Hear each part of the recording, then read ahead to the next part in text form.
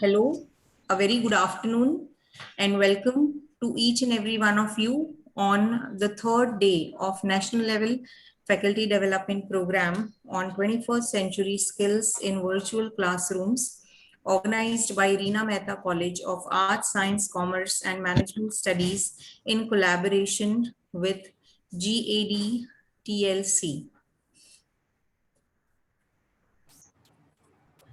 Now, as uh, I informed yesterday also that many faculties were asking and they were requesting to conduct this session on flexibility mode. So we have shared the links of both the days of faculty development program through your email ID, as well as we have shared the same link via WhatsApp group also.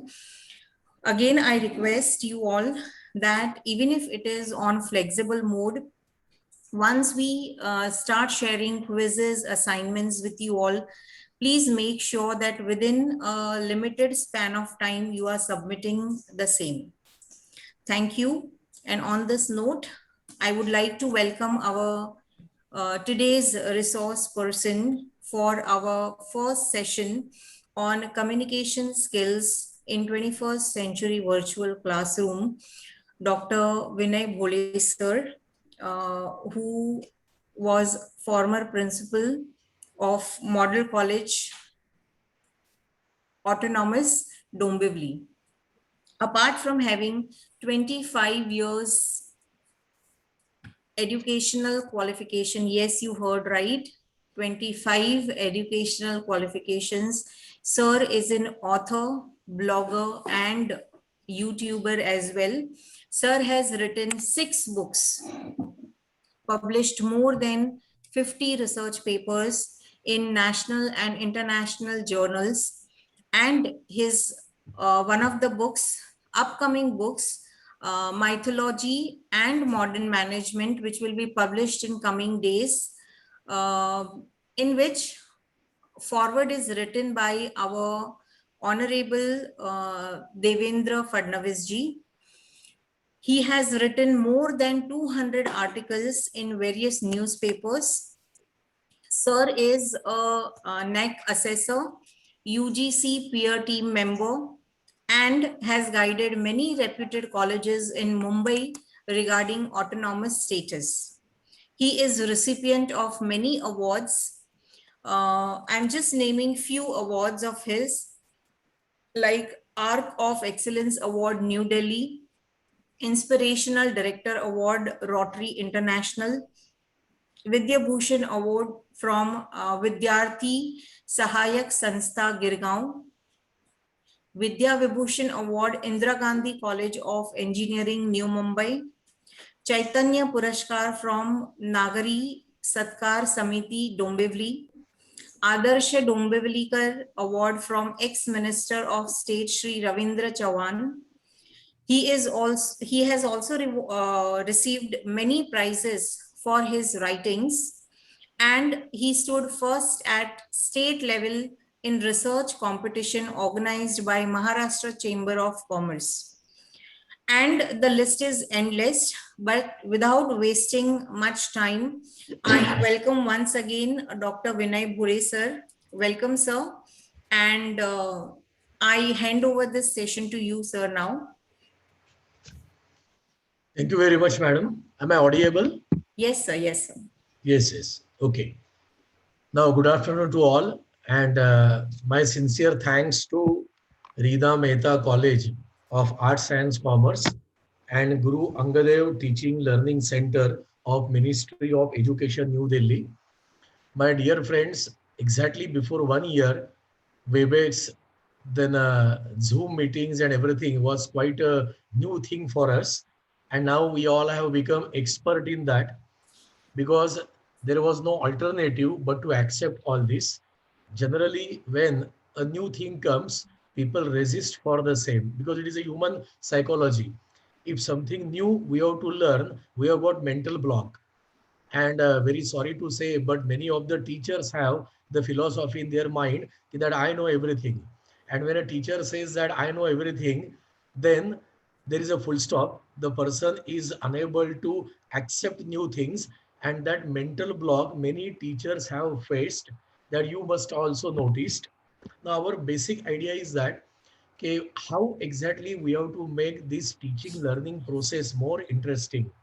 Now many of you must have noticed that many of the students, they are not ready to attend online classes, because here basic funda we will clear. In management it is said that there is a halo effect and horn effect. It is not hello that what we say on telephone, HALO, like aura. So that each one of us, we have got some aura.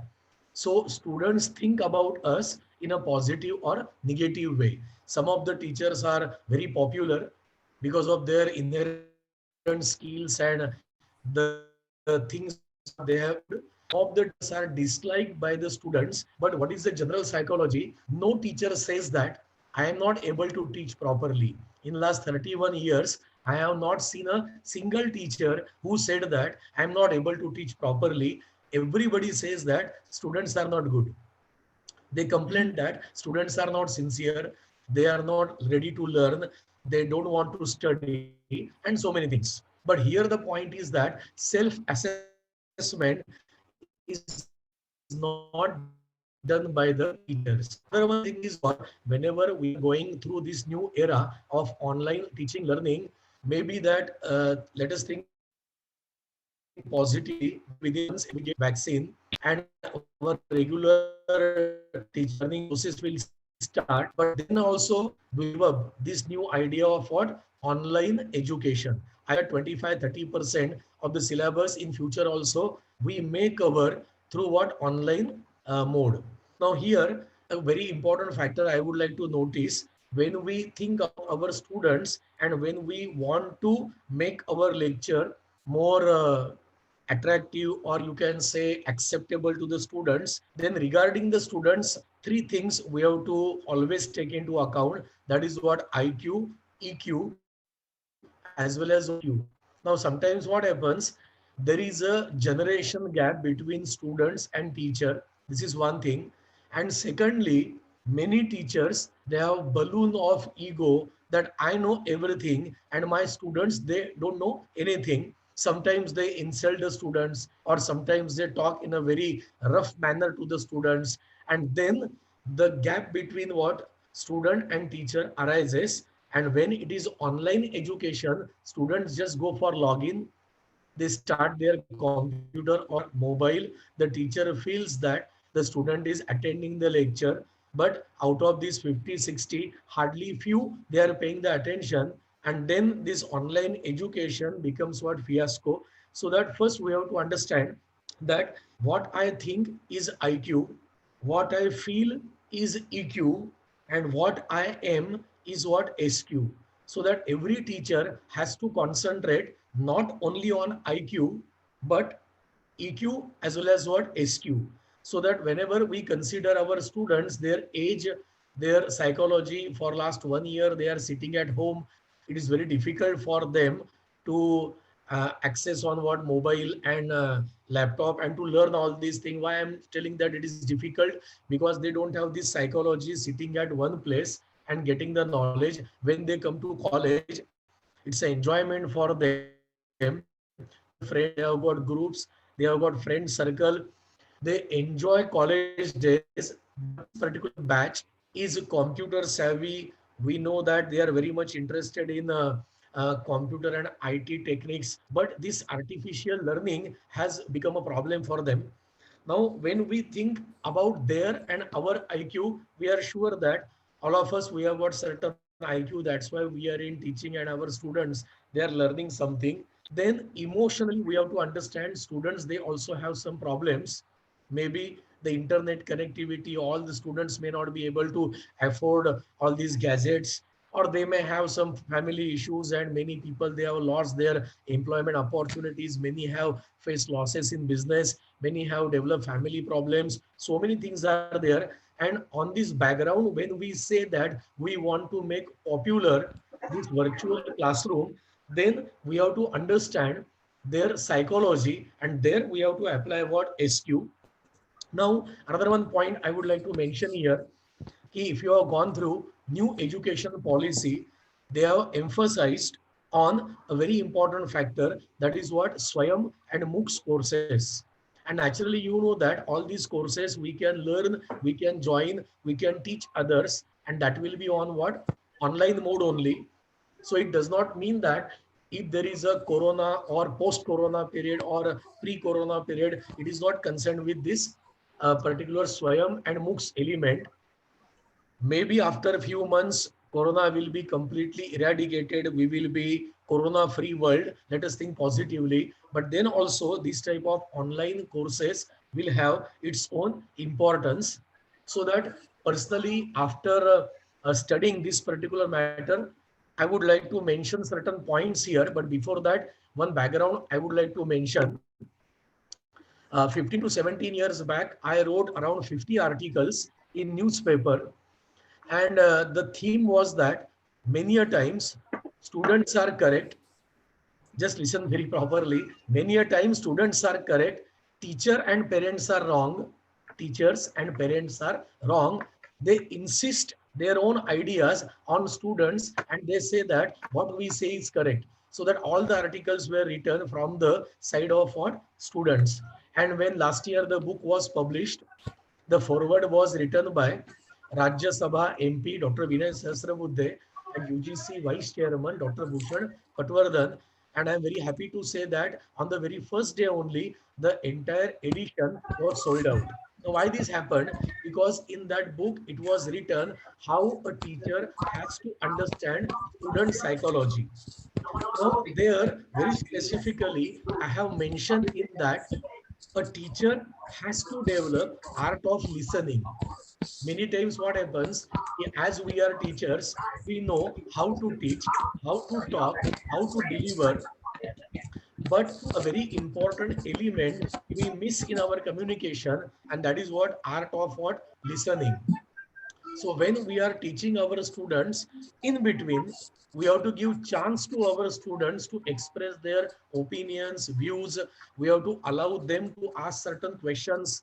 We have to answer them. There has to be interaction, so that a teacher, while going for effective skills in virtual classrooms, it is very essential. The person has to develop art of what? Listening. Then, secondly, a teacher has to develop what? Friendly attitude. What is the basic point here? Ki whenever you are in the classroom and when somebody is playing any mischief, you can shout at that student. You can tell that student, at the most, you please get out from the classroom. But it is very difficult to do all this in what? Virtual classroom. You can remove the person from your virtual classroom, but this is not fair. So that if you apply little friendliness, if you change your tone of communication, if you have little convincing voice pitch, then you may have little friendliness, then you can understand what students expect. Now one example I will tell you. I don't know that now all the participants, they are from University of Mumbai or from different places, because in University of Mumbai, whatever exams we have conducted before Diwali and after that, and now mostly for these coming semesters also, all this was what? MCQ type of exams. Students were given multiple objectives, and they used to just click either A or B or C or D. And now they have developed the psychology. If the exam is MCQ type, then why to study? Why to attend the lectures? Because we will have to just solve the objective type of questions. And now again, there is a problem to convince the students to attend the lectures and to make the virtual classrooms more effective, so that friendliness can be one ideology that we can apply in our teaching. Third is what? Open-mindedness. Because of Google and because of many other facilities what students have students have with them, very easily they can have acquaintance with various topics. Before we start a particular topic, there are some students, they have gone through the same, they know the syllabus. Many of the students, those who go for professional courses, They must have studied the topics, and only because we are teachers, we cannot insist that I am a teacher, I know something better than you, I am PhD. Because students sometimes laugh at our PhD because we must have done PhD in a particular topic, particular area, particular sector, and whatever we teach may be different than that, so that students also know that we are just taking mileage of our educational qualifications. They say that what you have studied with that, what is our syllabus, please teach that. So here open-mindedness a teacher must have, so that if we are open-minded and if we understand what students mean to say, what they mean to express, then that can be one added advantage. It may be in actual classroom or virtual classroom. Next very important thing is what? Feedback. Generally we do not go for feedback when we teach in our regular classroom. We feel that it is irritating, because when I am teaching, I know everything is the philosophy, and when I know everything and I teach something and if student is not able to understand, then it is the fault of student and it is not my problem. So that people are reluctant to go for what? Feedback. There are some people, they have that fear also, that if students give me less number of marks or less grades or low grades in the sense, and if they criticize on me, then what my colleagues will say, what management of my college will feel about me, what principal will say, so that they try to avoid this feedback. But whenever you are a really good teacher and you want to improve your teaching skills, you have to be open minded. Students can give their opinion, and we must always welcome their feedback from them. Another one very important thing, confidence level. Sometimes what happens when a teacher goes to what? Classroom and teaches, and very few students are there in classroom. When a teacher is talking to the students, then that teacher is king. Teacher has to talk to what? Students. Whatever happens, that happens in what classroom. But whenever virtual classroom is there, in many cases it has happened that with the student, teachers, other teachers, as well as what? Parents also have attended the lectures, and in many colleges it has happened that parents have sent their feedback through email to the college, that what your teachers are teaching is not up to the mark. And in many cases confrontations have taken place, ki what teachers are teaching, what parents are expecting. There is a rift, there is a confrontation, so that a teacher has to develop confidence while going forward virtual classrooms. And there is a non-verbal communication. Now in chat box, many of you must have posted that I am not sharing the screen, because intentionally I am not using PPTs. I'll be talking only, because in virtual classroom people take advantage, mileage of PPTs. People prepare the slides, just share the screen according to slide. They go on talking one by one, points are covered, slides are over, lecture is over, our job is over. But when you are talking to the students, when you are interacting with the students, always in all the lectures, you may not use these PPTs and what slides. You can change the methodology so that students can maintain the level of interest. Because many of my colleagues, what they have done, just showing one by one in all the lectures, and students they get bored because there is no interaction, and teacher also has to complete the syllabus through what slides. So it is not always necessary that you go for what one peculiar type of method. You can apply non-verbal communication methods. You can communicate with the students as per your convenience. Ultimately your student has to understand the topic, and student should gain the knowledge. Now here everybody knows what are the basic advantages of online teaching. One by one we will just go through the advantages. Of course you know the advantages, but how we can get mileage of these advantages, that is very important. The first one is what? We can have efficiency. We can have because of this online teaching. We need not travel. We are at home. We can refer any material. We can keep different types of books, reference material with us. Another one thing is what we can use various videos, then slides, and many things that it is very difficult to use in the regular teaching, in the regular classroom, so that efficiency is there. Secondly, very important point, accessibility of time and place. Because a teacher from any part of world can teach to any student from any corner of the world, and that is a big advantage. That is what accessibility. So that I would like to request all the participants that you can contact nearby organizations wherever you are staying, maybe Rotary Club, Lions Club, various social organizations, and you tell them, yeah, I am an expert in so and so field, so and so topic, so and so subject. I have been teaching for last so many years, so that I would like to deliver online lecture for your members.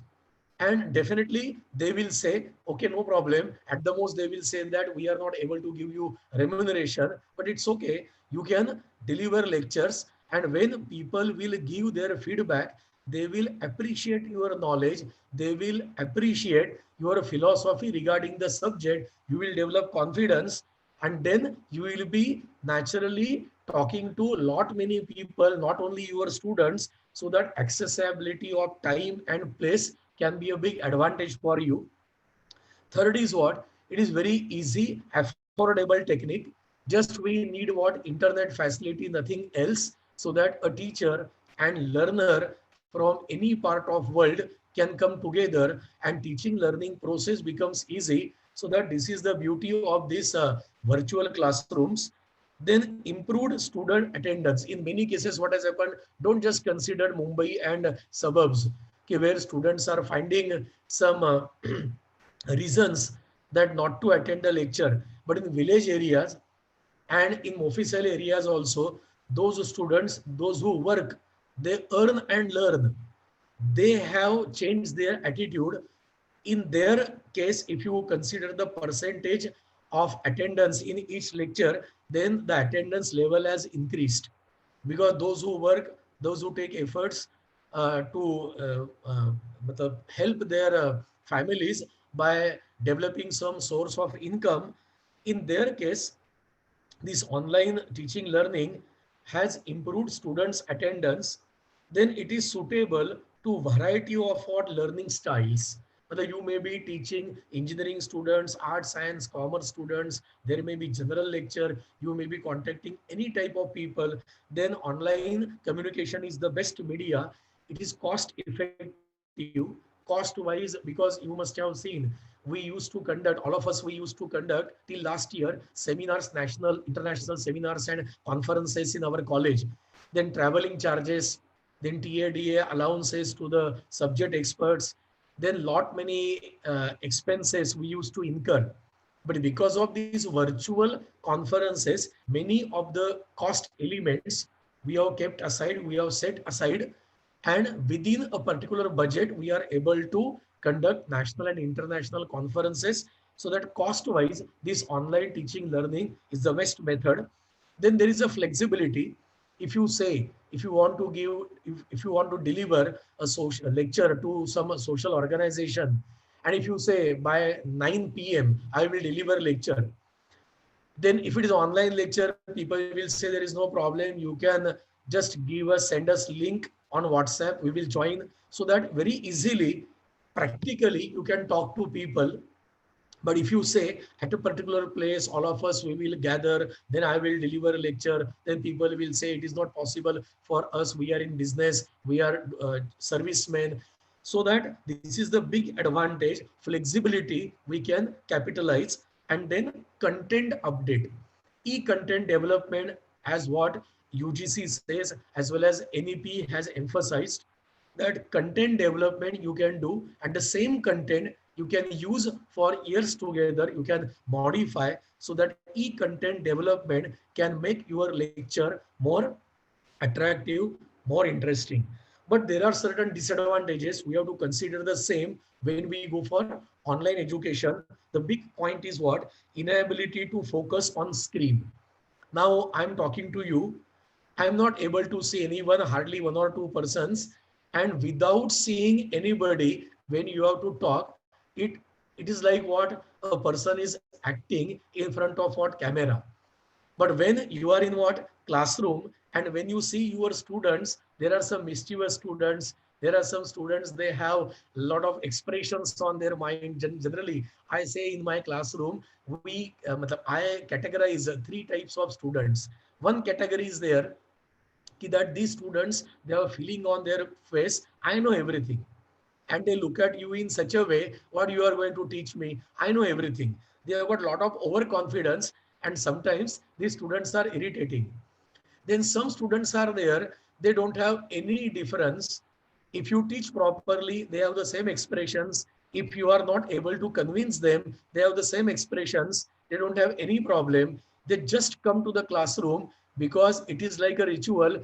They are sent by their parents that you go to college, because everybody is going to college and everybody must have after 5 years one piece of paper called as what? Degree certificate. You have to get that piece of paper so that they come. And many students, they have always tension that they ask a question to their neighbor whether you are understanding.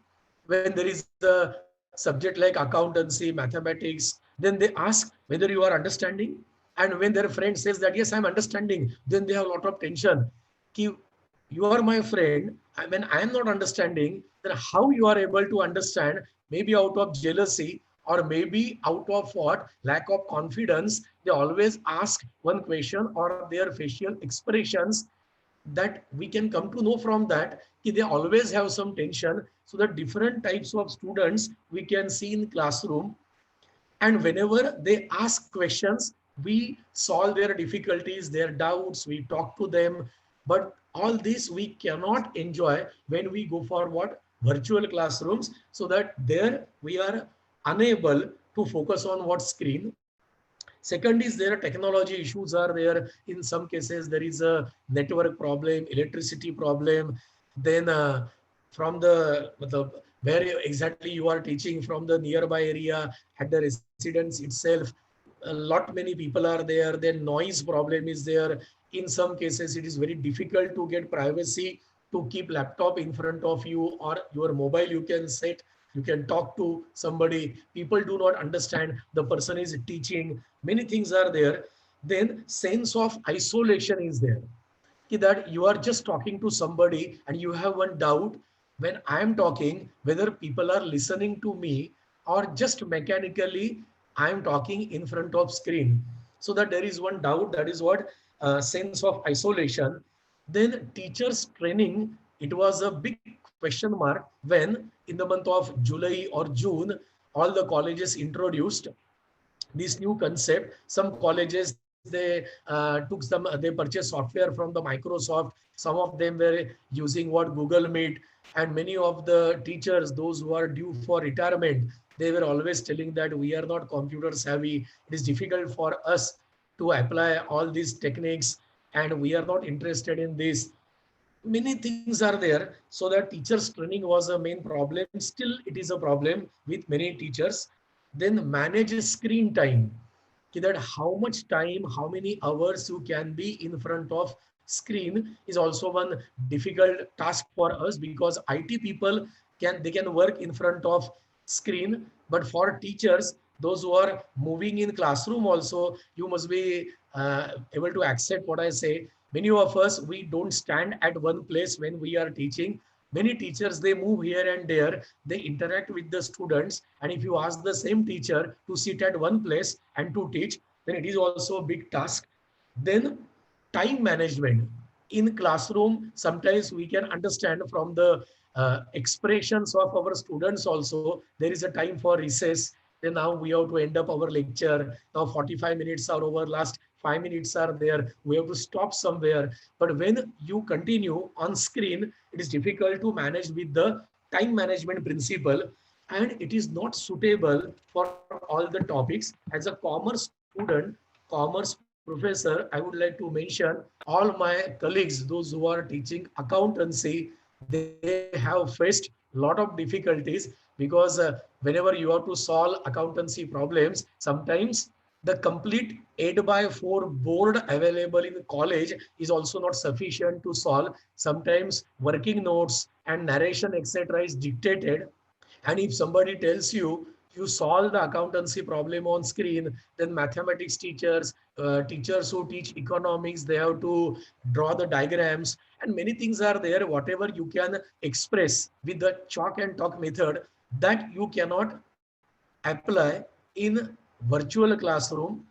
It's okay that we have adapted virtual classrooms, but many lacunas are there. Now, here I would like to mention what teachers can do to have maximum interaction with the students in this online teaching learning methodology. The first is what we can have: polls and quiz type of questions, because you must have observed in commerce colleges, because as a commerce teacher I can give that commerce example, please do not misunderstand. Whenever you see there is an accountancy lecture, the maximum students, they come and attend the lectures, because it's a practical subject. Students calculate something, they write something, they are completely involved in this calculation process, right? In case of science, if any science teacher is there, you will be definitely agreeing with me. When practicals are there, students with lot of interest, they go to lab, they do the practicals. In case of IT subject, students are very much interested in their practical work, because students, they are not ready to accept after 15 to 20 minutes, they are unable to concentrate on the topic, because only fear is there. My teacher is standing in front of me, so that I have to listen. They just show that they are listening to teacher, but basically that teaching learning process gets over maybe after 20 minutes. So that here, if we apply quiz method, then poll method, opinion poll method, like that, then students can solve that, then students can give the answers. Like that, we can make the lecture interesting. Then in chat box, if the students are asking some questions, and if we are immediately able to answer the same, then the students also feel that the teacher is taking cognizance of what I say, what I have mentioned, and that is chat box is also very important. Then write on the board. In the sense, whatever board is available to us in virtual classrooms, if we write something, then students pay attention. In the sense, what we have to develop something interesting, because of this student can concentrate on our lecture. Then use the recording facility, because our lecture we can record, that we can make available to our students. The same lecture we can listen also, because everybody must be knowing that all the cricketers, they watch again the same performance what they have. uh, Suppose that today they have performed, a bowler or a batsman has performed today, and expected performance the person was unable to deliver, then they find out what is the lacuna, what is the mistake, where exactly the person has committed mistake, and then they try to rectify. They discuss with their colleagues, they discuss with their team manager, expert, their coach, and then they rectify their mistake. In our teaching learning process, what happens whenever we teach in our classrooms, we go on teaching, and we never accept that we commit certain mistakes.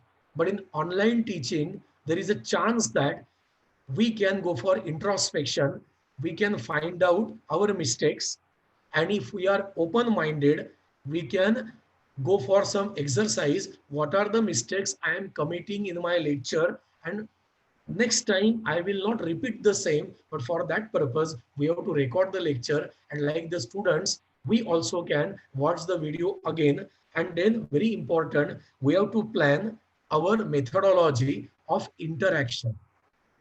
You must be teaching different subjects. Student psychology, you must have studied from different angles.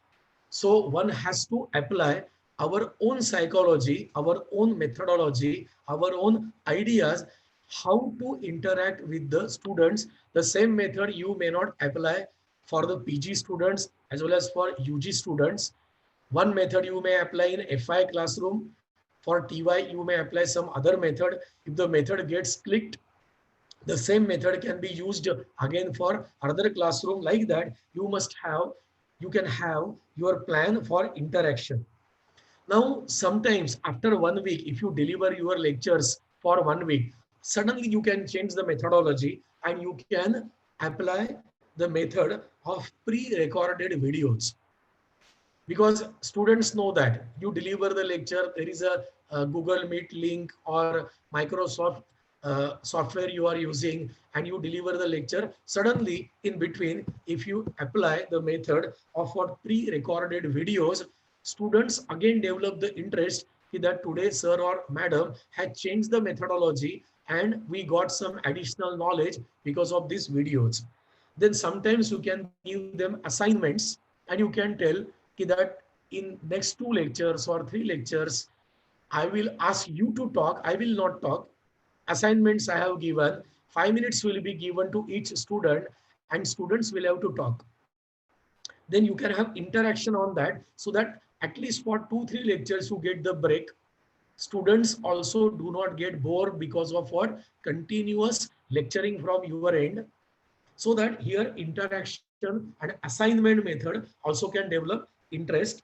Then a flipped classroom, then discussion boards and forums you can establish. You can develop groups of students. Roll number 1 to 10, maybe 11 to 20, like that you can develop the groups. And then forums can be developed. You can have interactive sessions during the lecture. Two groups you can make. Those who have done LLB, they must be knowing that a moot court methodology is used in law course. Like that, here discussion boards and forums can be established so that students can express their opinions. Then game based teaching can be done. Different games are there, management games are there. Regarding these management games, various videos are available, so that from YouTube you can get different ideas. And these ideas, if you apply, then students also can develop interest in this online teaching. Then you can have your own content development. The same content in future you can use to establish your own swayam course also. Then very essential factors are there that now I would like to mention here. When you go for online teaching, the very fundamental thing is that you have to be present during that online lecture, because sometimes I have seen that I told some of my friends that maybe on Monday or maybe on Saturday you can tell students I can deliver my lecture through what pre-recorded videos. Then what these people started, they just launched their video, they started their video and they were free from the lecture. Then some of them, they developed the ideas. They said that we may get the videos from YouTube, or we may get some recorded video from some other source, and the same video can be launched in my lecture. Students can watch the video. I'll be free. So that this is not the proper way. One has to be present during the lecture. Then set the expectations. What are your expectations from the online teaching learning? What are the expectations of students? Once you set the expectations, then there is no frustration. Sometimes what happens is somebody leaves your classroom and you can see on your screen somebody left, another person left. Then that can pinch, or that can be painful to you.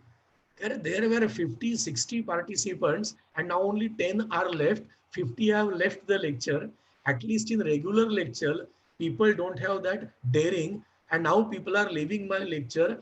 So that is painful and you lose the interest in teaching. So that you set what are the expectations, what I am expecting from the students, and what my students must be expecting from the lecture. That standard, once you set, then frustration is not there. Next is there, let the student do the work. Sometimes you allow the student to solve something. Then you can ask the student, yes, this is now the topic what I have discussed, can you tell me? I will give you 2 minutes or 1 minute, and 10 students can explain. Then okay, that you feel that we must be wasting the lecture time, but it is not like that. The session can become interactive session. Student also can express their opinion.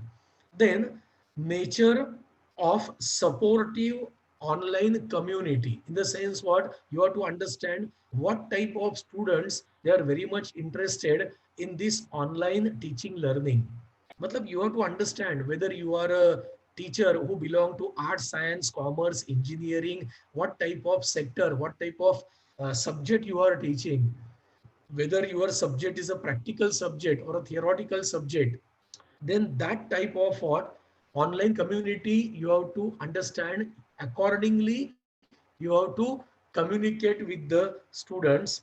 Then you have to think before you write on the digital board, because in classroom easily you can rub the same with duster, but here it looks very odd when the lecture is being getting what recorded. Another point is that ask for the feedback immediately after your lecture. You can get feedback, and then you can upgrade your teaching technology, teaching methodology. So every day you can get something new from your students. Then personal rapport you can develop with the student, because in a regular classroom you may not know name of each student, but here you can see names of your students on the screen. So at random you can just read the name, and you can ask the student, so and so, what is your opinion? If the student has made off the camera and student is not in front of screen, if this happens for 2 3 times, then naturally friends may tell that student that sir asked you the question, madam asked you the question, and you were not there. Then naturally the attendance percentage may increase, students may change their attitude. So that personal attention is very important. Personal rapport one can establish. Then group and individual projects can be given. Student also can get knowledge from online modes. They may discuss with you through online mode itself, but you can make the groups of students instead of delivering the lecture every day. And then very important, when you end up the lecture, when you have to stop teaching, closing activity, just like in our letter format, we say na, like salutation, closing of letter is there. Sometimes we say na, when any TV serial is very much famous, and the end part sometimes we may not like, we say that अरे इतना दिन serial चल रहा था और एकदम फालतू point पे serial बंद कर दिया. People express like that. Similarly, when you teach in a very fantastic way, and suddenly when the bell goes and you says that, okay, thank you very much, now we will continue with the next topic in next lecture, then that ending may not be effective. Or some teachers, when the bell goes, then also they continue. Then students feel that, अरे जाता क्यों नहीं है? Why the teacher is not going out? Then that may be insulting to you. So that in online teaching, what they do, they just leave the classroom. That is what virtual classroom. So that your ending remarks should be effective. Maybe you can take opinion poll, then you may go for summary, or some story you can tell within maybe 2 minutes, but end part should be very much important. Now we will discuss elements of motivation. Matlab, what type of motivation we can create for the students to make them attend online lectures, how we can make our lecture more interesting. So that certain ways I would like to mention here. First is that we can have different virtual games. Of course, games related to syllabus, maybe like quiz, maybe like what you can have two groups of students like elocution or any other methodology you can use, but like different management games, you can make the lecture interesting. In that, what students can gain, student can develop their communication skills. If you ask them, they have to take the decision and answer within 1 minute. In that case, they can develop decision making skills. Plus they can have interpersonal skills, because sometimes it happens when we talk to somebody on telephone, in when we are talking in between, that another person starts talking, then we stop, then suddenly the person says, okay, okay, तुम complete करो, then we say no no, तुमको क्या बोलना था. In between जो flow in a communication का वो disturb होता है. Either we are not able to continue with our own ideas, the another person is also not able to understand what we mean to say. So communication may be on telephone or maybe in online teaching. Of course there is a two-way communication. So in between we should not stop anybody, we should not cut anybody's communication. It has to be what, with mutual respect, because it is very easy to criticize somebody, to find out mistakes in somebody's communication. But every teacher, every person has got some plus factors. I will never say some minus factors. I will say plus factors, because in our Indian culture, when we say that Lord Ganesh is the god of what? 14 Vidyas and 64 Kalas. But there are 78 qualities as per Indian mythology, right? And 79th quality is what? Advertising. That is what we say, because in those days advertising was not there. So that 14 kala and vidyas, 64, all that total 78. Out of that, each and everybody possesses some or the other skills, and we have to respect our colleagues. We should not find out anybody's mistakes, because that type of nature once we develop, we only criticize others, and then people put one stamp on us ki so and so is a better critic, right? Whenever somebody says ki somebody we need for criticism, then they take our name. So that we have to mutually respect our teachers as well as our students also. So here, when we go for this type of management games in our lectures, students develop what? Interpersonal skills. Then they develop problem solving skills. Some problem is given, some case study is given, immediately they have to solve the problem, they have to find out the solution within the stipulated time. Then very easily they develop problem solving skills by sitting at their home. Sometimes here the advantage is that when they are in the regular classroom, and when 50, 60, 80, 100 students are there, then many students, those who are very shy, they find it very difficult to express their opinion. But when they are sitting at their home and when virtual classroom is there, they don't know how many are there in that virtual classroom. So that very easily they talk to their teacher and they develop that communication skill. And team building is there when we go for groups, maybe virtual groups. Students develop team building so that very successfully we can have interpersonal skills. Now, after management games, we can have role playing. That role playing is also a very good method. We can assign certain roles to our students, and we can ask our students that how the student can think from that person's angle. Now just listen that sometimes it happens because student wants to ask one question, and if the teacher is not able to answer, what teacher says, please don't ask such nonsense questions. Sometimes don't talk in between, don't disturb me. Or many teachers, what they say, ultimately get out.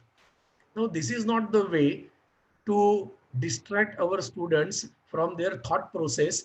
But many a times, many teachers, they have got a lot of ego, and they say that my student should not ask this type of nonsense questions to me, and they insult their students in such a way that students develop that feeling that इसके lecture में कुछ भी question पूछना नहीं है, ये उल्टा कुछ भी बोलता है, don't ask any question. And then that type of reputation a teacher develops.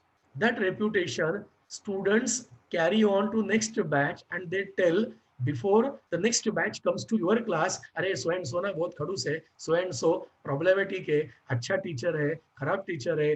Before you go to classroom, your goodwill or ill will, that is bad will, reaches there. So that we have to develop good rapport with the students, so that role playing can make the student to understand the topic in better manner. Next is what? Case study method. Now in law and many other areas, cases are there. In psychology and many other subjects, case study has got a lot of value.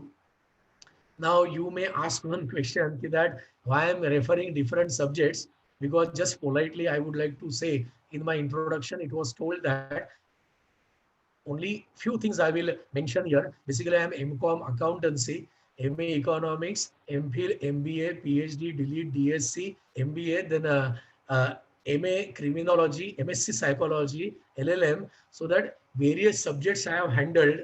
So in each subject, the rhythm is different.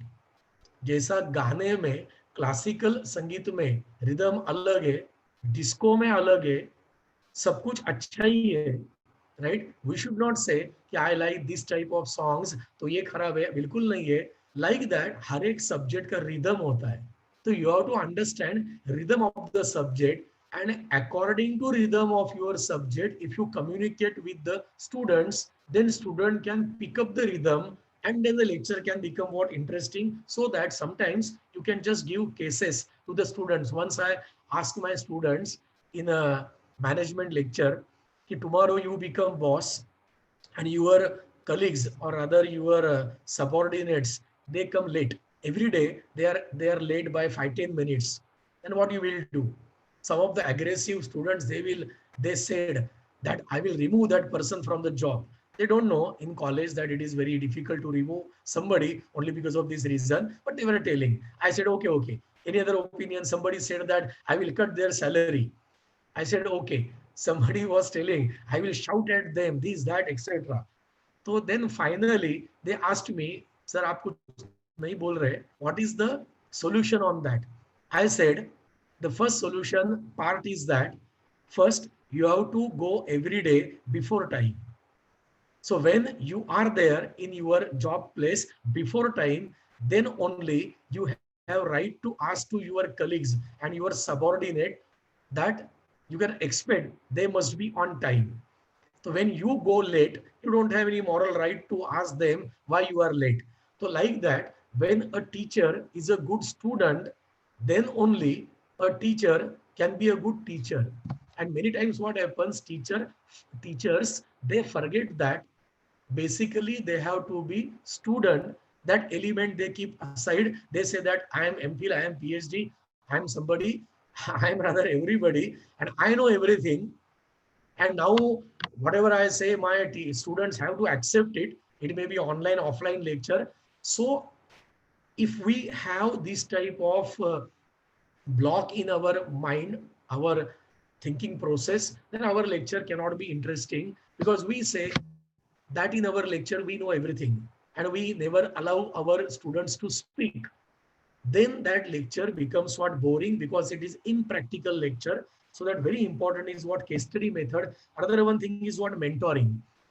Now mentoring in the sense what all our students, they always have one confusion what to do after graduation.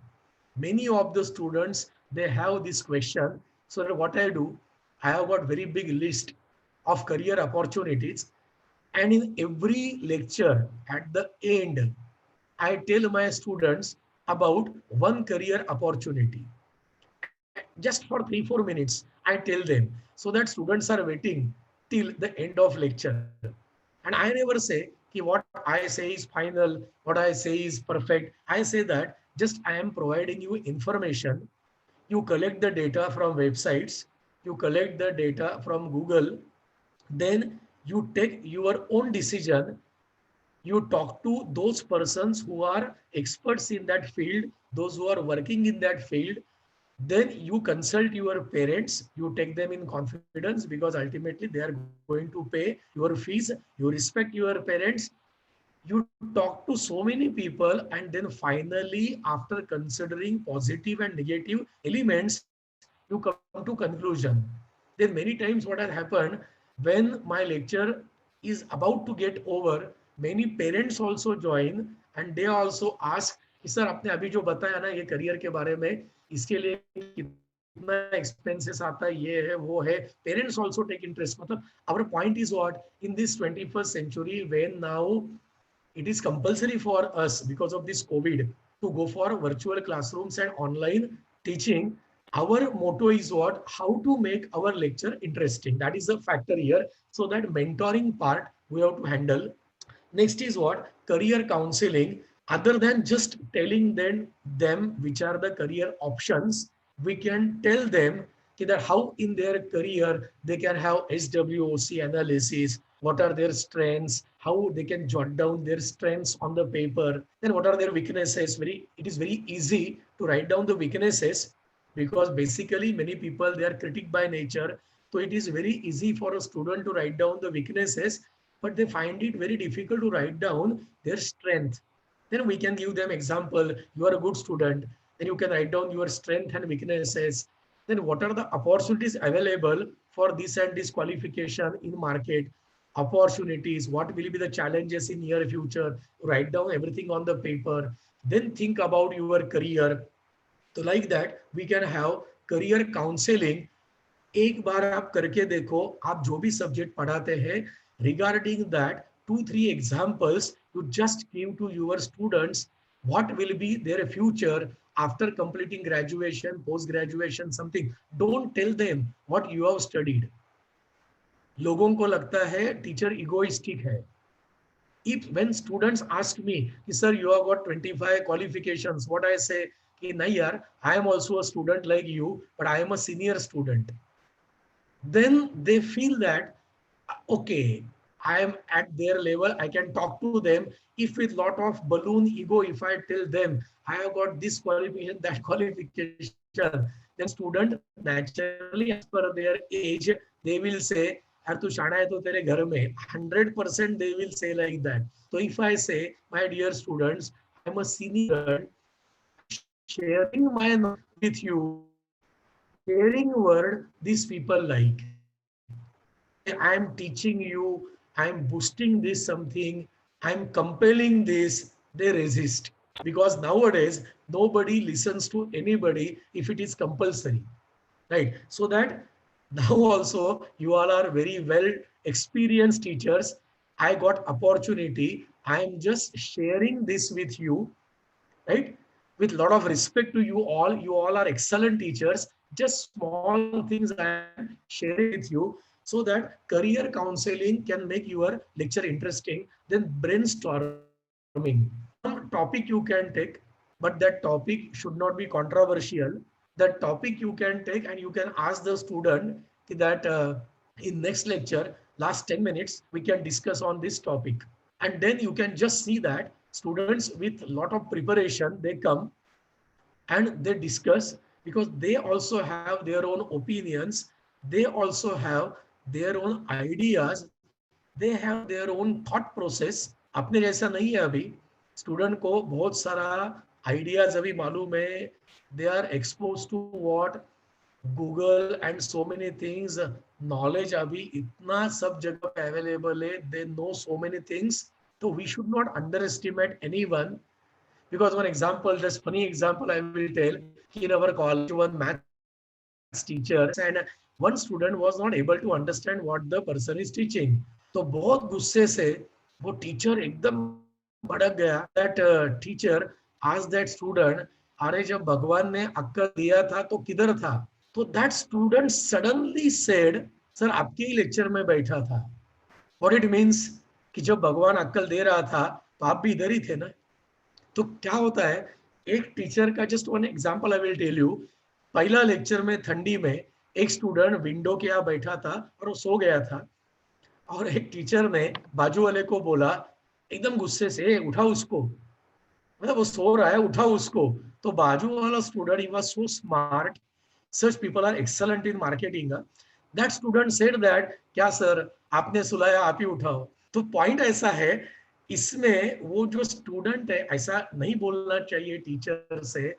Over smartness of student you just keep aside, but we have to accept that that student was suddenly able to that capacity to reply immediately is to be considered. You may say that this is not fair, कि ऐसा कोई बोलता है क्या उल्टा.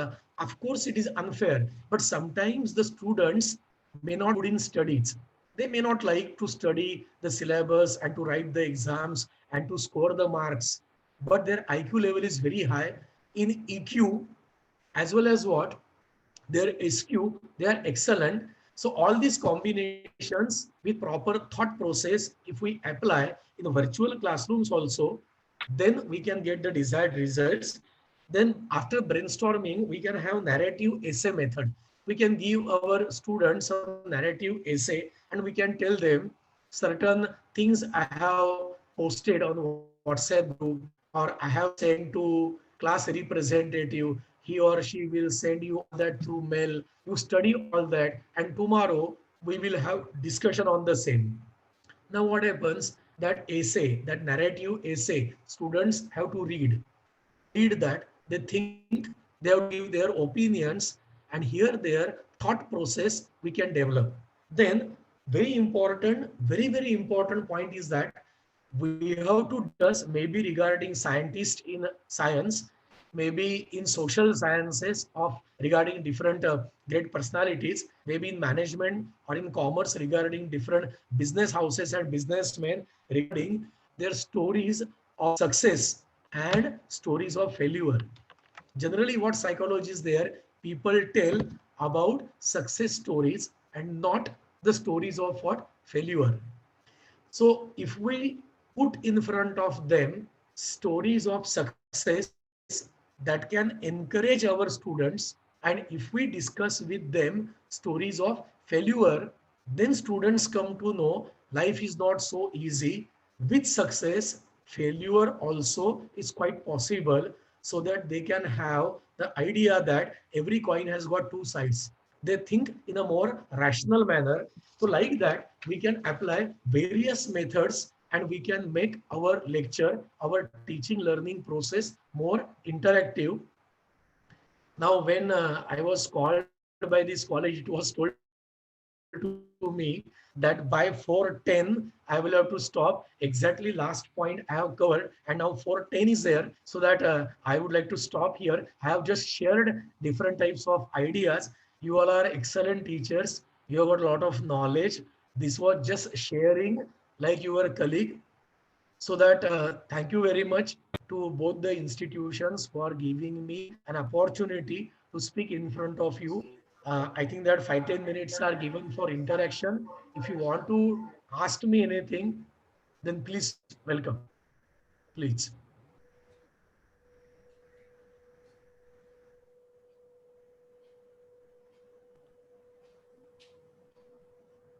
Okay, the platform is open for question and answer. So if anybody would like to ask any question, kindly put up your question in the chat box. Thank you very much. Any question is there?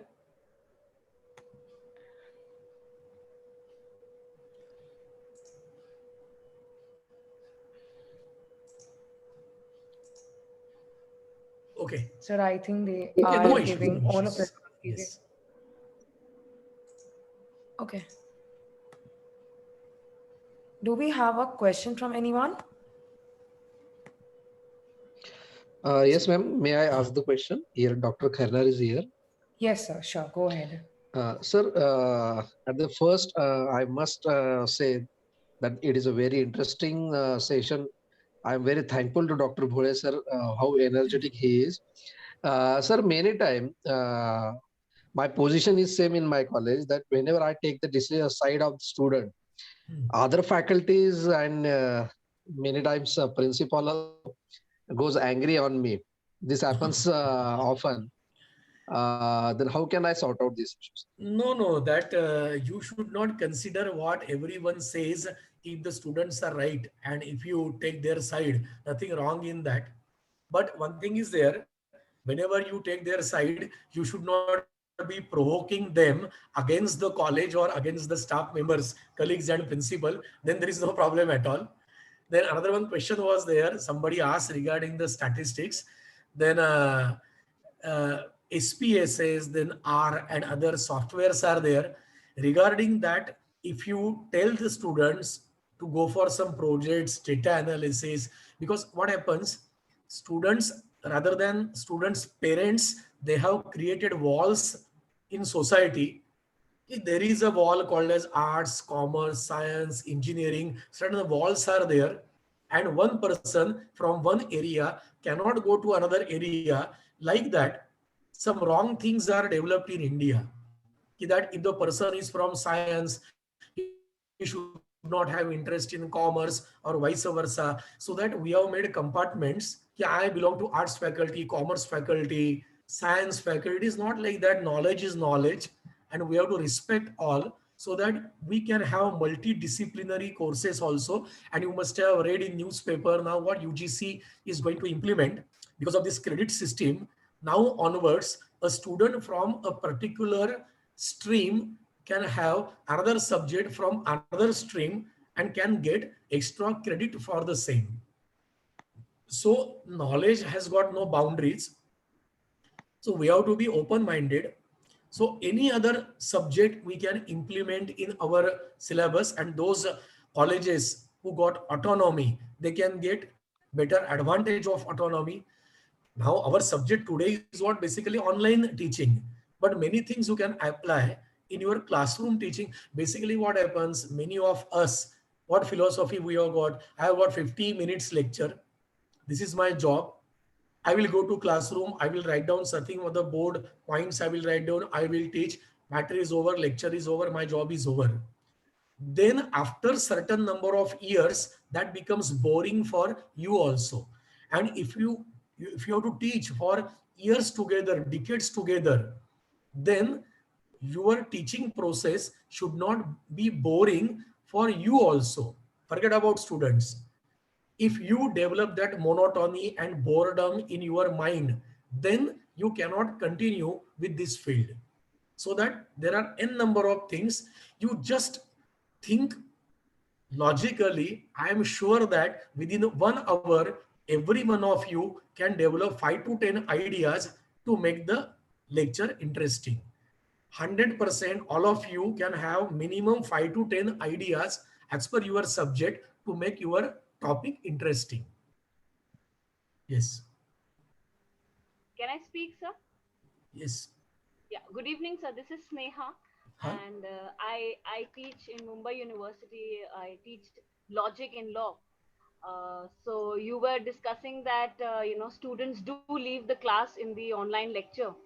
So Yes. it becomes very difficult to keep their interest going on. So जब join करते हैं, so there are 40 students in the class, and by the time the lecture is ending and we are trying to conclude it, they just run away, and there is no way to catch hold of them. Although all the attempts of making the lecture interesting, like I teach logic, so throughout the time I was wondering that how would I teach logic online.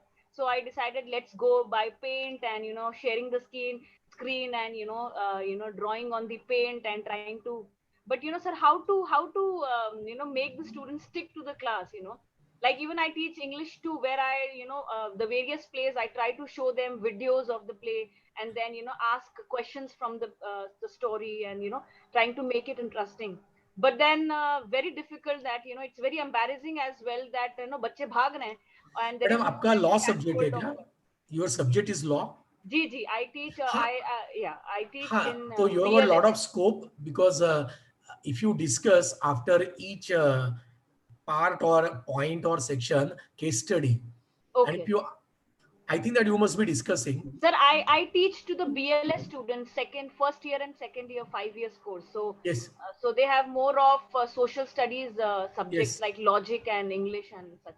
Then you can apply different case examples Okay, before you prepare the topic. Suppose that tomorrow you are going to teach a particular topic, then you can okay, keep with you one paper. On that paper points, and point के बाजू में कौन सा example देना है. अभी देखो screen पे दिख रहा है ना, मेरा अभी एक बुक आने वाला है, Ji. Mythology and modern management. Yes, yes. In that 60 articles I wrote, Okay, old stories in Ramayana, Mahabharata, and mythology, all that, and how okay, it is applicable in what modern management. Like that, one book I have written, okay. and for that, Devendraji has written what? Forward. Now, Forward. point is that when I am teaching, now I give some examples. Students का general psychology क्या है? Story वगैरह उनको अच्छा लगता है. अभी देखो मैंने क्या किया? I am also teaching by using this WebEx and all these Google Meet and all. So it was very easy for me to use what PPT. आज क्या था, PPT में बना के आपके सामने रखता था. लेकिन क्या जी. होता है, general psychology is that PPT रहेगा ना तो लोग पीपीटी की तरफ देखते हैं, वो रीड करते हैं, and sometimes lot of material is there on PPT उनका ध्यान आप जो बोलते हैं ना उससे हट जाता है, वो पीपीटी से देखते हैं.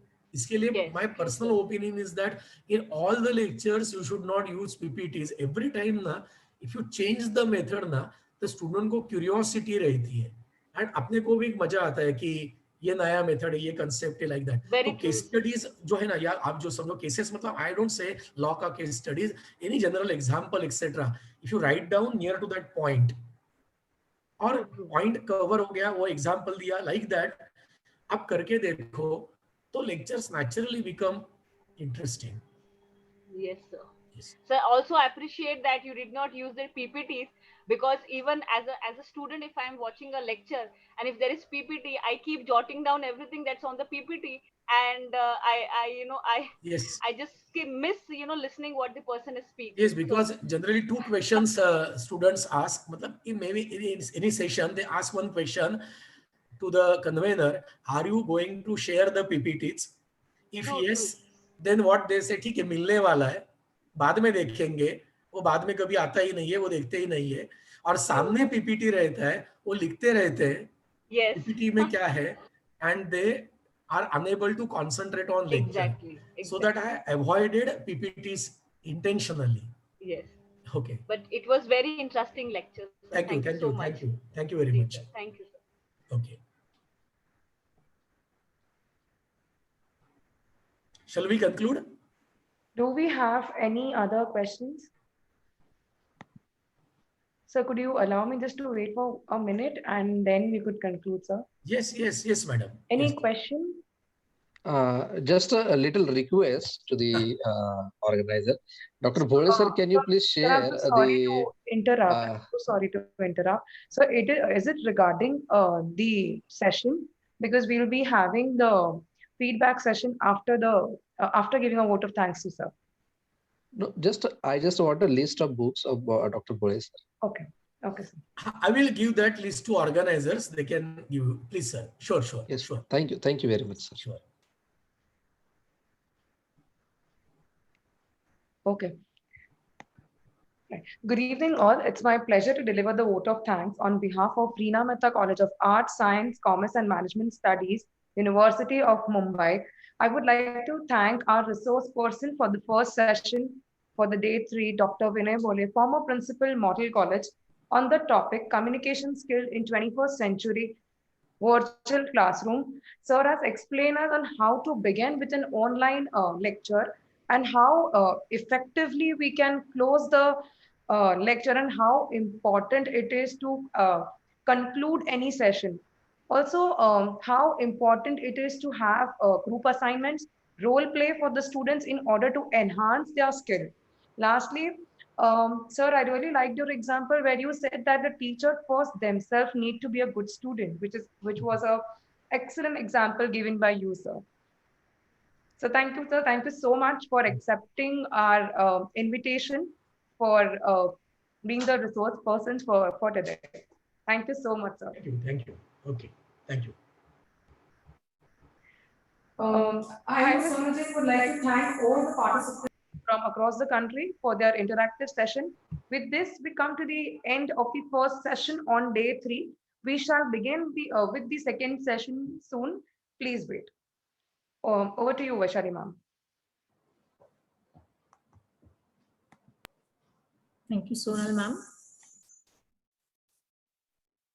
I think in the meantime, we can share the quiz and the assignment for the session, which is already been shared by sir.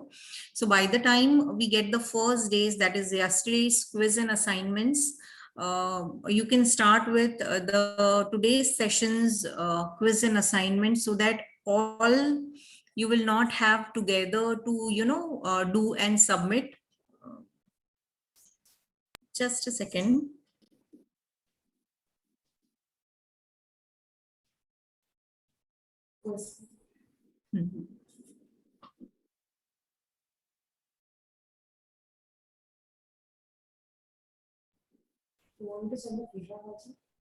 Yes. Okay, so both feedback as well as the quiz for day 3 session 1 will be shared by Sonal ma'am in the chat box. I request you all to fill the feedback form. And till the time our next resource person joins us, you can start with a quiz or as well.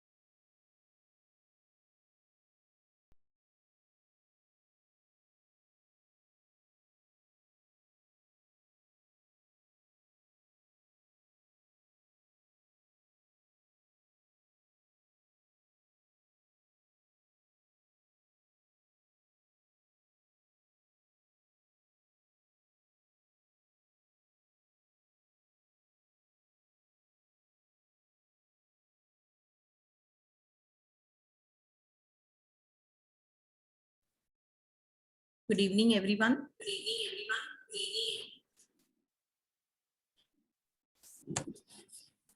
I welcome you all once again for today's session, second session on collaborative skills, effective student engagement through online teaching. For this, we have with us Dr. Sangeeta M. Joshi. Sometimes I get confused. I sometimes write Sangeeta Patil, sometimes I say Sangeeta Joshi, but it is only one person. Presently, she is working as professor and technical advisor at Vidyalankar Institute of Technology, Mumbai. She is also holding the responsibility of director of IQAC and NAC convener. She has 30 years of teaching experience, including 13 years of administrative experience at the Directorate of Technical Education, Maharashtra State, Mumbai. At the DTE office, she worked as head quality assurance cell in the World Bank assisted project, technical education quality improvement program, and also worked as in charge for Maharashtra state engineering and other professional courses admission process. She has also organized more than 160 training programs for various stakeholders during her tenure.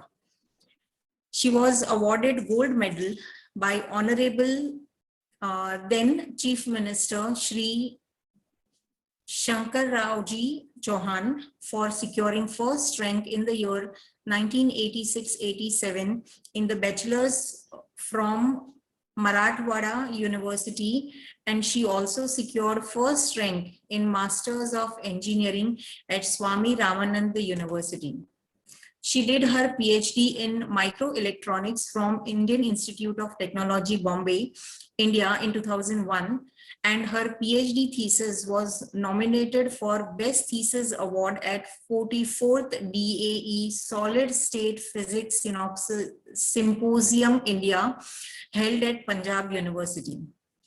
Her academic fields of interest are VLSI design for deep submicron, I'm sorry ma'am, ये थोड़े से technical terms है, CMOS technology and simulation and molding of nano devices.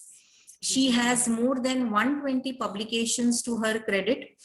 Her 3 research papers received Best Paper Award, and PhD degree is awarded to 4 engineering students under her able guidance. She has one Australian patent to her credit in the area of ad hoc wireless network. She is a recipient of Academic Excellence Award state level given by Institution of Engineers and Father C. Rodrigues Institute of Technology, Mumbai. She is recipient of Bharat Vikas Award given by Institute of Self-Reliance, Bhubaneswar, Odisha and Global Research Award. She has also worked as reviewer for NPTEL video course on fabrication of silicon VLSI circuits using the MOS technology by faculty member of A.N. Chandorkar of IIT Bombay during January 2016. She has contributed to the many state level reports like re-engineering of technical professional courses, promotion and regulation of autonomy in the Maharashtra state, to mention a few. She has also worked as General Chair for the 3rd International Conference on Recent Advancements and Challenges in Engineering and Management, held on 26 December 2016 at Vidyalankar Institute of Technology, Mumbai, and worked as coordinator for the national workshops like how to transform engineering institutes in Maharashtra into world-class institutes and how to make engineering institutes world-class, some lessons from TEQIP and autonomy experiment, organized by DTE, besides delivering seminars and workshops at many higher and technical institutes on NAC related subjects. Being an IQAC director, she has taken many quality initiatives like development of performance appraisal system, faculty review system, accreditation work, etc. at Vidyalankar, and still the list will go on. But without wasting much time, I once again welcome Dr. Sangeeta Joshi ma'am, and I would like you to start with the session, ma'am. Yeah, good evening, one and all. Thank you, Vaishali, for your kind words of introduction. At the outset, before I start,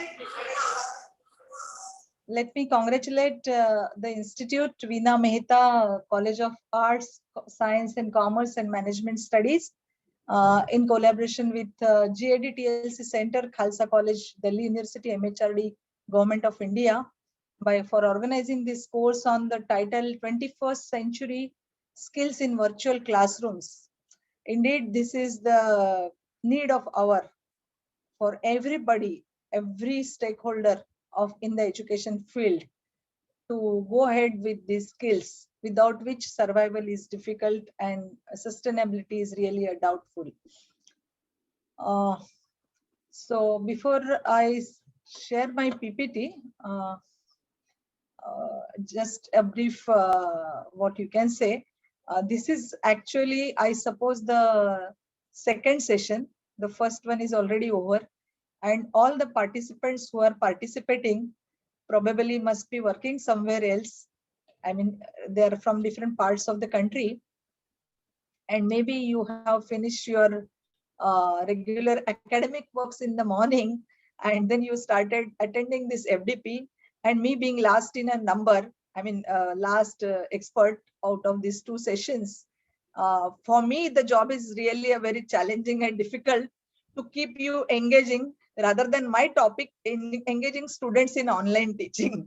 So if I succeed in making you more enjoyable, more engaged in this session, then definitely I can teach you in a better way how we can make the students effective engagement in online teaching. So with this preamble and with congratulations to this both the institutes, let me share my screen for the today's topic. I have specifically chosen the topic in such a fashion that which is close to our heart. Students are close to our heart, being an educator.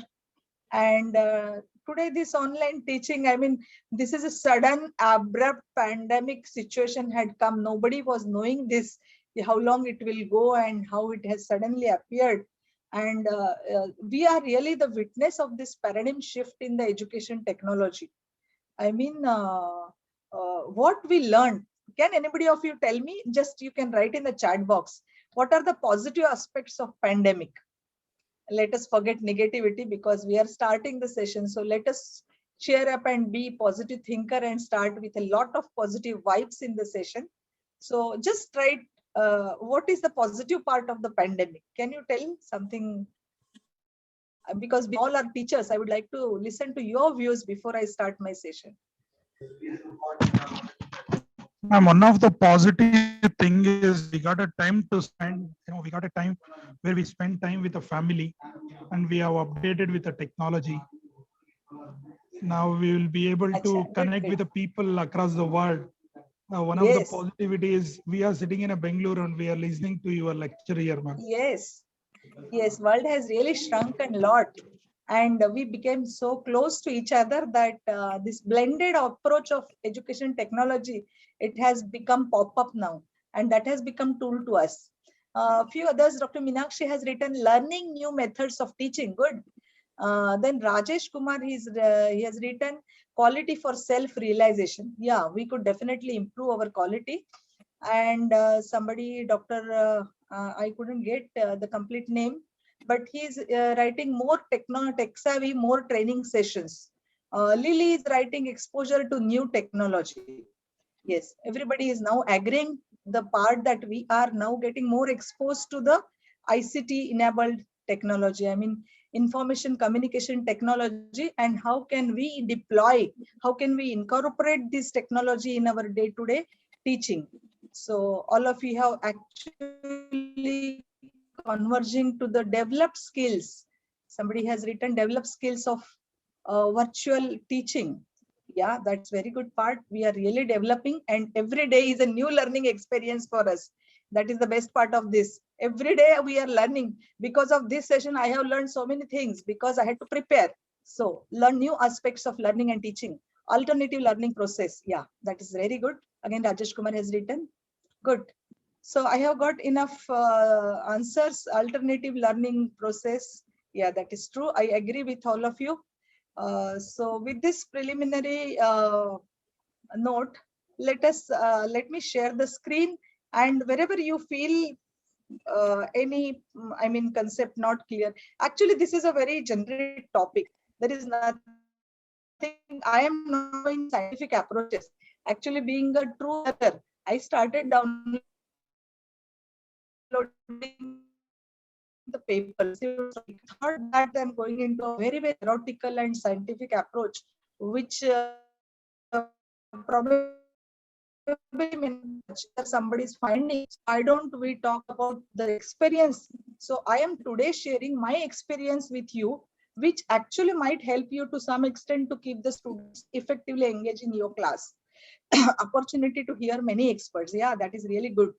We really got the opportunity to hear to many experts, but we miss so many things also. And somebody rightly said, but I would deviate to some extent. Family, we could get time to stay with the family, but this work pressure has increased to such a large extent in the online education that all ladies probably will agree with me that on the kitchen platform, laptop is there and you're cooking here. Your this headphones are there and you are listening to some meeting, and then you're cooking your food. To that extent the situation was tight, because most of the private management institutes, everybody has to trust that their people or their faculty are working at home, and it takes some time to get that trust. Because even I normally tell my all colleagues that whenever the maid comes late, whenever maid goes early, we actually crib about that maid, because we have paid some thousands of rupees. The same is the story with all the employers. Since we are being paid, they are expecting a really outcome based, what you can say, outcome based, fruitful outcome. Outputs should be very outcome based. So that is the fundamental thing. So e-content preparation, yeah, I have got enough answers. And now let me share my screen. Share the screen. Okay. Feel free to talk to me anytime in between if you are finding any difficulty in the topic. Uh, just make me some arrangements.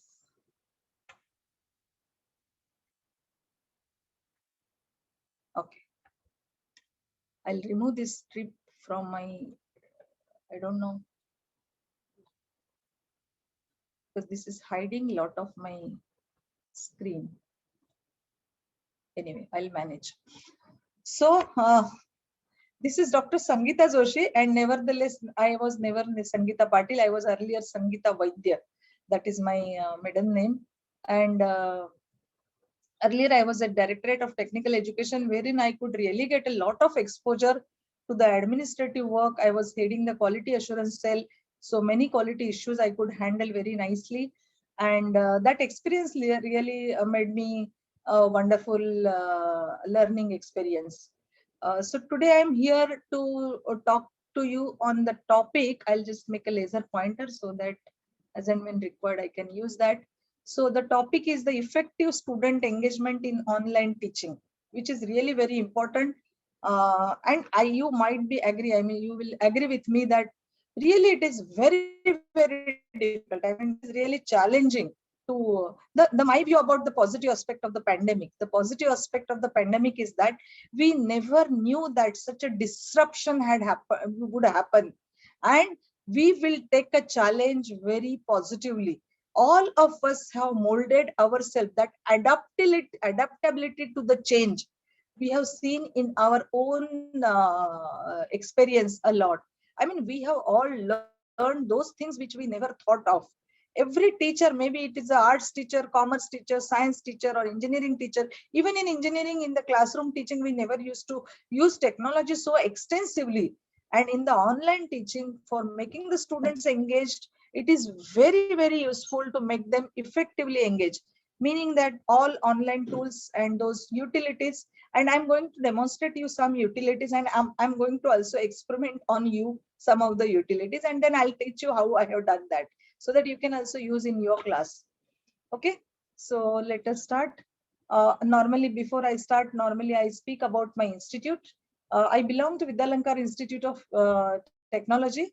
This is an engineering and management institute affiliated to University of Mumbai, and approved by AICT, All India Council for Technical Education, Delhi. And this picture is the whatever the fruits of success that we are seeing in this institute today, the name fame, that is nothing but the saplings which are planted by this fellow, which is our respected late Professor C.S. Deshpande. And today I'm really proud to be a part of this institute. And there are 3 programs which are accredited by the NBA. In case of professional courses, this accreditation is there. And one more feather in cap to this institute is we received A+ accreditation in March 2019. And that time we got the A+ rank and with a score of 3.41. And when the result was declared, we stood all India level 3rd position in the A+ category. So that is really a very proud feeling moment. And these experts which had come for our peer team, I mean under our peer team visit, he is my trustee, Honorable Vishwas Deshpande, my principal Sunil Patekar, and myself. And they told at the time of exit meeting that Vidyalankar's strength is what? Dedicated and passionate faculty is the strength of Vidyalankar. You might have had heard this strength for many colleges, but you never have learned this additional statement which they told, that it is not only the faculty or the staff members, but the trustee as well as the director, they also worked as hard as if any other staff member has worked. So that is what my management is really very proactive. These days now we are talking about the OKRs. So whatever is, we are a little bit like towards the corporate we move, and it is a corporate style we run. But definitely everybody of us is working so hard that we all feel that we are the CEOs of any big company. I mean, to that extent, we are always deployed into some or other activities. So with this, let me start with the today's talk. The outline is like this. Students, since in my title, the word student is more focused, I would like to start with the student as a customers, our customers. In the beginning, it is difficult to digest this concept, but I have a couple of slides and I'll explain you my views on that. Then what are the teaching strategies which are required for effective student engagement? As a teacher, what you should do? Then what are the learning strategies? Even if you are doing some strategies, you are following some strategies, whether students have learned those strategies. So what are the learning strategies for effective student engagement online teaching? And then I'll let you know some prerequisites and the attention seeking strategies, because it is very, very important for online teaching, some prerequisites to be followed. That means some fundamental things are supposed to be there, that set of fundamental things, and how to seek the attention of the students. If students are just making the login in your team or your meeting, and if they are not really active behind the screen, then your life is really very difficult. I mean, these days, even talking to a screen for longer hours, we will really go mad unless we have an effective interaction with the other respondents, maybe participants or maybe the students. And what are the tools for the effective engagement? Couple of tools I'll demonstrate, and I'll also teach you those tools. Maybe you are knowing those tools, but bear with me, because there may be the possibility that earlier speakers might have had told you about the same things, because the topic is so, close to the topic. There are not a much wide area is possible wherein we can actually speak about. And I have slightly changed the virtual classroom, because virtual classroom is a typical kind of setup which is required for a virtual classroom. But online teaching is a simple word I have used. Ideally, it is ideally we cannot say it as a virtual classroom, but okay, you can make the analogy with the virtual classroom. So let us start with my first agenda, that is the student as our customers. Now see, all of you know that earlier our Gurukul system of education, even from the Eklavya, wherein Eklavya has he has learned so many things from his Guru, Dronacharya, and in return to the Guru Dakshina, he has given his thumb, he has asked his thumb, and he has given that. So that much bonding between the Guru and Shishya was there. And Shishya used to go to the Guru's place and they used to stay, and such a nice pious environment, very holy environment used to have. Then over the period after the independence and then reforms had happened in the educational system, then the Britishers came and they also actually wanted to open their English medium schools and convents, and they wanted to have that impact on the Indian educational system. Today 160-year-old College of Indian Pune is there. Other day I was talking to those college lecture was there on the neck, and I was really embarrassed to talk to those all stalwarts, because 160-year-old standing institute HODs, director, all of them, they really do have some values which have already imbibed in the college. And now in the what are the reforms in the educational system? There are so many reforms over the period. You have seen Government of India, Government of Maharashtra, they have done so many, launched so many schemes, national policy on education. Then they started with the World Bank assistant projects. Then the RUSA came into picture. I mean, then the accreditation schemes came into picture for quality of education. So many things happened over the period. Then the surprisingly recently, when maybe 10 20 years back or maybe 15 years back, I was actually on a technology committee of this Indian Merchant Chambers Ramkrishna Bajaj Quality Award. So RBNQA, that is called as the National Quality Award, Ramkrishna Bajaj. And when I actually started undergoing that training, I was really surprised to listen to the word that students are our customers. I was really wondering, and I was not ready to digest this concept, because uh, from Gurukul Shishya impact, Shishya and Guru Parampara, it is very difficult to call them as a customers. But what has happened that earlier this Ramakrishna Bajaj Award was available for the corporate models, but now they have shifted it to the education also. And the same corporate model concept they have brought into the education. And they started calling student as a customer. And in the beginning, I was not able to digest that term, but slowly, since I was an examiner of this RBNQA award for a couple of years, so there was no other option than accepting this concept. And then I also, other day also in the KL University, I was talking, I had a talk on creating customer value. And that was the eve of Quality Education Day, World Quality Education Day. So that this year's theme is the creating customer values for students, so the students as a customer.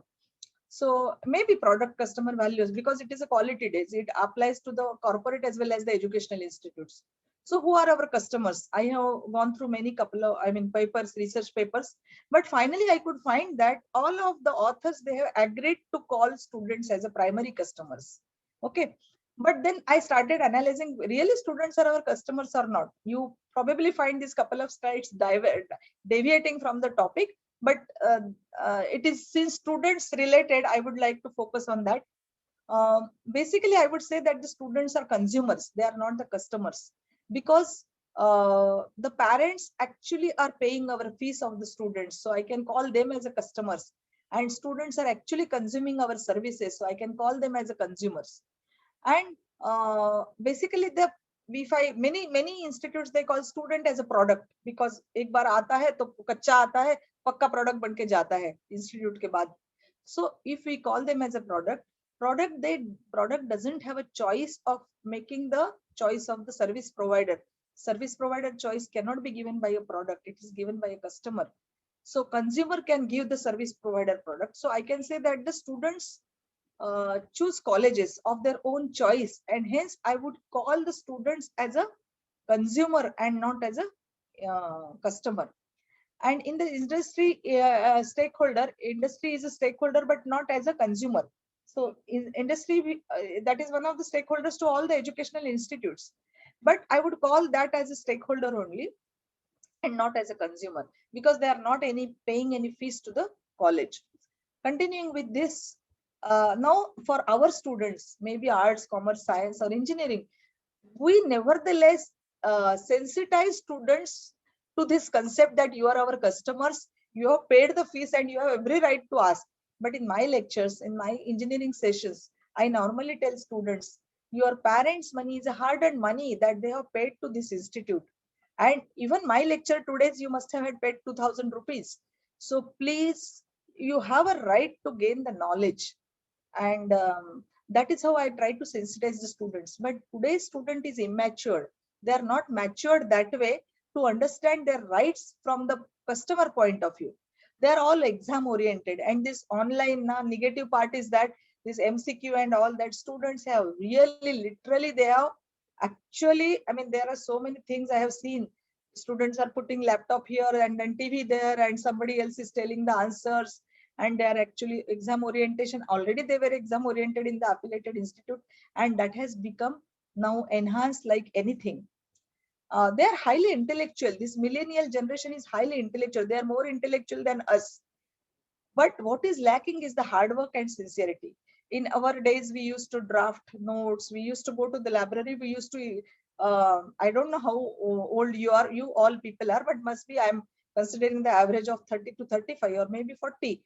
But you have seen the reference books, textbooks, you went to library. But these days, students are not going to the libraries. Hard work, sincerity has lost, and lack of training to say that training also from the institute point of view is not there.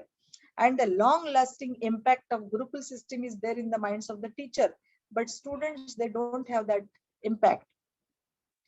So what I would say that to create the customer education, customer value in higher education, basically in any educational institute, what is required is the good tool set. Tool set means what? Good infrastructure, dedicated and passionate faculty, then your learning resources, all facilities, service provide, whatever the services that are required to be provided. So that tool set is very important. Okay, quality of teachers, qualification of teachers. Then what is the skill set? The skill set may be the soft skill set or maybe technical skill set. So that is required. I mean, holistic development of a student is required. For that, training sessions, value-added courses, bridge courses, life skill, transferable life skill courses. So all these are required. Today, only curriculum doesn't help us, neither in accreditation nor in the real life. Because whenever you are actually giving the students to the industry, actually they are expecting that all value additions are supposed to be there in the students. And the most important is the mindset. For any human resource, it is very difficult, even for the faculty mindset. Faculty mindset is, I mean, sorry to say, but many times in many institutes, many organizers, they talk to me and they actually in the beginning, they tell me before the session is arranged, madam, you please something talk about the mindset, because it is very difficult. When I say one of my sessions, it is not easy to handle the human resource. It is difficult to handle. So that principal later on said, madam, you forgot one word. It is very, very difficult to handle the human resource because of the mindset. And of course, that mindset for the students also is required to be changed. How can you change the mindset of a student? You invite stalwarts on your campus. My practice, my institute practice is that we call all Padmashri Anil Kakod, Dr. Anil Kakod had come, Dr. Raghunath Mashlikar had come. I mean, all stalwarts we are inviting in any domain, not only in the education domain, even all what you can say in the case of dramas or films, all big shots we are inviting, and their mindset, then mindset changes. Listening to them, mindset changes. Students also need to be stimulated. They also need to be excited. So with this preliminary, again, opening to the session, let us start. What are the teaching strategies which are required to be followed for the students? Now, I'll tell you that why I have written here the topic of the my session And now I'll talk about the student engagement. Okay. Uh, Teaching strategies. Now, what is teaching strategies? What teaching strategies you can actually adopt? There are wide variety of teaching strategies. If you talk to any teacher, he will tell or she will tell you her or his experience. What are those strategies? Everybody, their strategies might be customized. Maybe those strategies are customized with respect to their topics, their subjects, their courses, their programs. Arts में अलग हो सकता है, commerce में अलग हो सकता है, engineering में some other topics would have been there. I think I should hide this screen because it is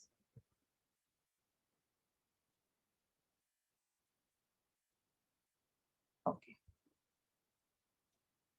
So teaching strategies for effective student engagements. Everywhere you can find these strategies. I'll just discuss all these strategies with you and then we'll move ahead. Basically, why do you want to engage the students? Can anybody of you write in the chat box? Why do you want to engage the students? Now I cannot actually access the chat box, I suppose, because then I'll have to come out of the slideshow mode. But somebody can answer my question. Why students are supposed to be engaged effectively, or why engagement of the student is more important? Why do you want the students to be active during the teaching learning process? May I, ma'am? Yes. This is Dr. Khairnar from Karad. Okay. Effective student engagement is the prime objective of our teaching. Yes. Unless and until students are effectively engaged, the teacher might not be very, what we can say, he will not be honest in his teaching. Yeah, that is from the teaching point of view. But from the learning point of view, what would be the advantage? Engaged students will be more curious, because the more you are engaging them, they will be now. Supposing right now I would not have asked you any question, nobody would have thought of answering. Now, once I start asking you questions, then everybody would like to think. Everybody will start thinking. And the one which is active participant, they will start responding to your answer. They will get an opportunity. They will take. And mind you, that is how it is the active learning. Active learning means what? You actually, what is the advantage of active learning? By this time, it is a Wednesday evening. Maybe to couple of days you have learned to others, because active learning you must have had learned. So, but what is the advantage that you are getting from the active learning?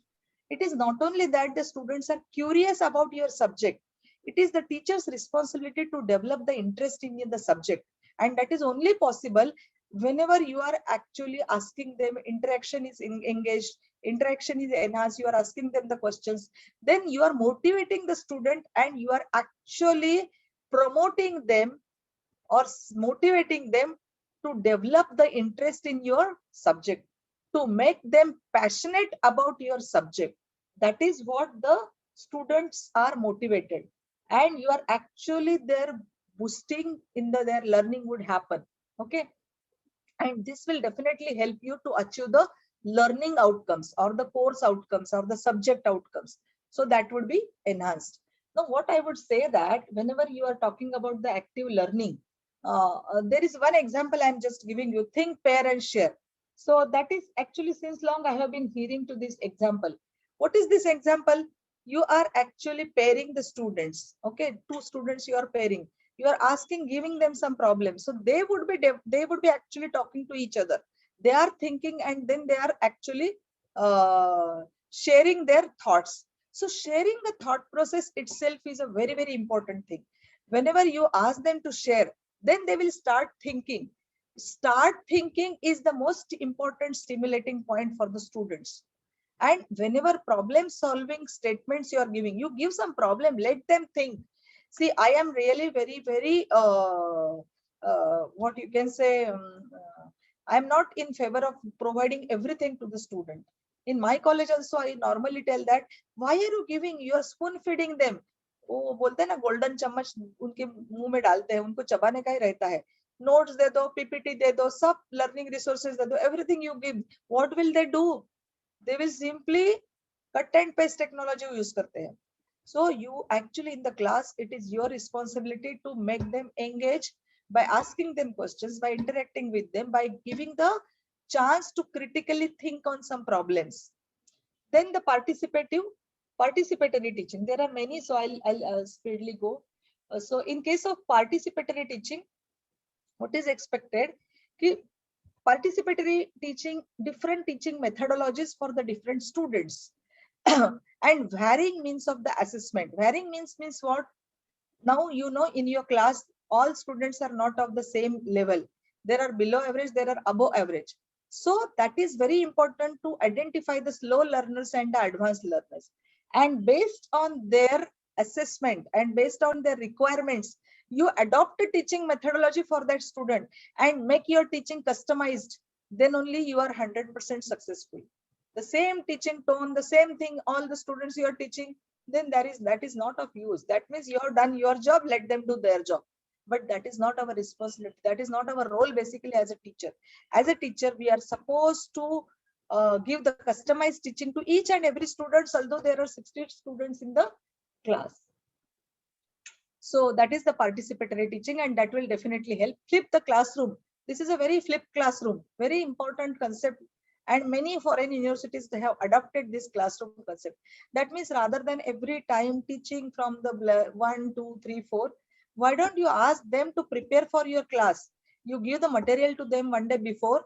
You give maybe your recorded lectures to them one day before. Let them prepare, and you have only discussion in the class, debate in the class on that topic. And then they will learn more and more rather than coming to the class unprepared and then learning. It is always more effective if the students are coming prepared to the class and then they are learning. Then the technology in the classroom. Now, basically, this is the important topic from the today's discussion point of view. Basically, today's technology, we are constantly connected to the students, maybe through the social media, maybe because now we are group wise, we are doing the WhatsApp groups. So we are all the time connected to the student. Now you can actually program your quizzes maybe sometime in the evening, 5 o'clock. That time students are not with you, and you can actually make a start time and an end time. So you are engaging them even after the classroom. Even your session or lecture is getting over, you are making them to engage students outside the classroom. And basically, student engagement strategies is basically based on your curriculum. What is your curriculum is expecting? Because that is most important. Arts requirements might be different. Maybe my engineering requirements are different, but based on your requirement, because in the languages, the requirements are widely different. Humanities subject, widely different requirements. And then the writing. Actually, there is a concept of 1 minute paper students can do, and they can improve their skills while writing. I mean, many students now have forgotten writing. By the way, I'm honestly telling you, pen ka kaam nahi, notebook ka bhi kaam nahi, digital, type, and maybe sometime later they will be only opening pen for signing some banking documents. Otherwise, not pen is not at all required. It is now becoming more or less redundant in the education system, and that is really not a good thing, because writing always gives stimulations to your brain, and that is how you are getting more and more engagement with the students. Basically, your job is to stimulate their brains, somehow make them engage, set expectations. So you are actually supposed to give the you ask them what they are expecting from you. Right in the beginning, normally I ask my students, what are your expectations from a teacher? I mean, the communication skills, whether what languages you want, whether what mode of teaching, because nowadays innovative teaching styles we are talking about. So let them ask whether they want totally 100% digital, or do they want the whiteboard to be used or blackboard to be used, or do they want only PPTs, or do they want only concept videos, do they want only recorded videos. So those expectations are supposed to be understood from the students. And whenever you are taking students in the confidence, there is a good bonding between the teacher and student, and that is extremely important. Okay, let us move ahead. And I think I'm going a little bit slow. I think I skipped one slide. Yeah.